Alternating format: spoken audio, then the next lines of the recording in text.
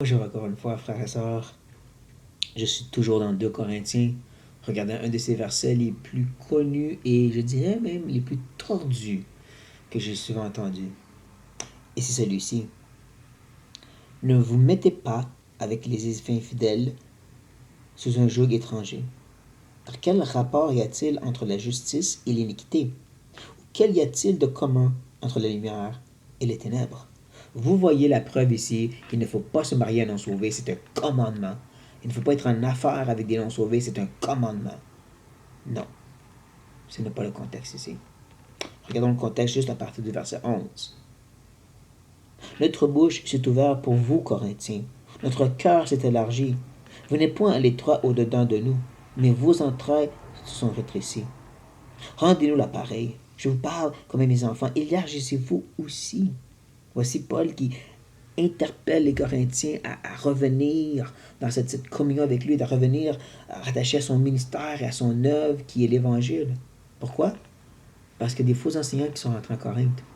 Des hommes qu'on appelle des judaïsants, qui disent Jésus c'est bon, mais ajoutez aussi la loi. Voici le joug que ces gens portent présentement à Corinthe. Ils sont rattachés à la loi.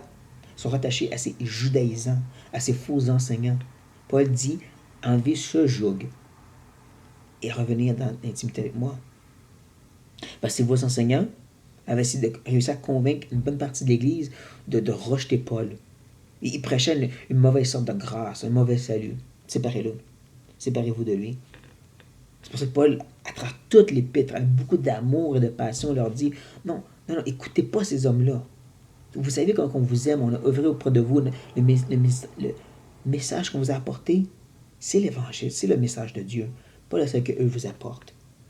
Et il va le continuer même.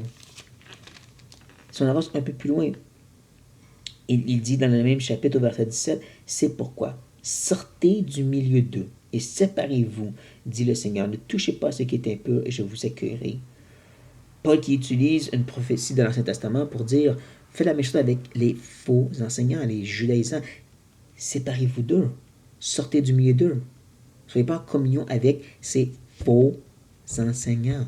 C'est ça le contexte. Donc, ne vous mettez pas avec les infidèles sous un joug étranger. Ça n'a pas rapport avec le mariage. Ça n'a pas rapport avec les affaires. Ça a rapport avec comment on se laisse emporter par les faux enseignants de nos jours.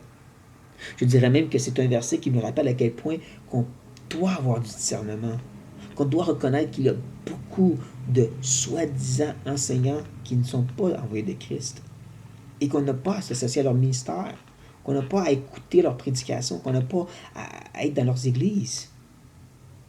C'est peut-être à chatouiller notre oreille, ça fait du bien, oh, ça fait du bien, mais il n'y a pas de lien entre Christ et Bélial, entre la lumière et les ténèbres. Bélial étant le diable en passant.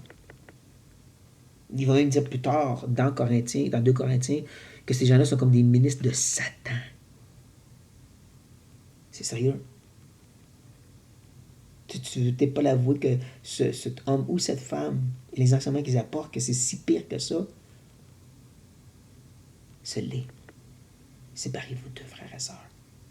Comme Paul le dit, là, si vous voulez appliquer le verset 14 comme il faut, là, séparez-vous des faux enseignants. Séparez-vous de ces mauvais prédicateurs et prédicatrices qui enseignent autre chose que la parole pure. La philosophie, la psychologie, toutes sortes d'idéologies. Séparez-vous d'eux. C'est ça mon avertissement pour vous. Je vous aime, frères et sœurs. Soyez bénis.